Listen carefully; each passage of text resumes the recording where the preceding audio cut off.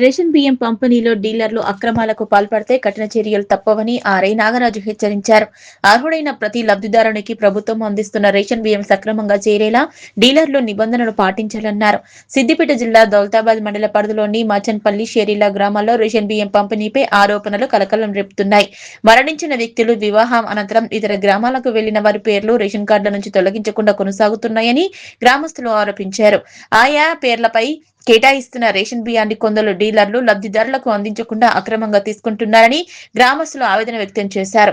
ఈ ఆరోపణలపై అధికారులు పూర్తి స్థాయిలో విచారణ చేపట్టి అర్హులైన లబ్ధిదారులకు మాత్రమే రేషన్ బియ్యం అందేలా చర్యలు తీసుకోవాలన్నారు. ఆర్ఐ నాగరాజు హెచ్చరిక జారీ చేస్తూ రేషన్ బియ్యం పంపిణీలో ఎలాంటి అవకతవకలకు పాల్పడినా సహించేది లేదని స్పష్టం చేశారు. డీలర్లు నిబంధనలకు విరుద్ధంగా వ్యవహరిస్తున్నారు. ఆరోపణలు నిజమైతే తేలితే బాధ్యులపై కఠిన చర్యలు తీసుకుంటామని హెచ్చరించారు. రేషన్ బియ్యం పక్కదారి పట్టకుండా అధికారులు నిఘా పెంచాలని, అక్రమాలు గుర్తిస్తే వెంటనే అధికారుల దృష్టికి తీసుకురావాలని ఆర్ఐ నాగరాజు సూచించారు. అందరికీ నమస్కారం. గత 3 రోజుల కింద మచన్పల్లి గ్రామంలోని రేషన్ షాప్పై వచ్చిన మీడియా కథనాల మేరకు గౌరవ తహసీల్దార్ గారు ఆదేశాల మేరకు రేషన్ షాప్కి వచ్చి ఎంక్వైరీ చేయడం జరిగింది.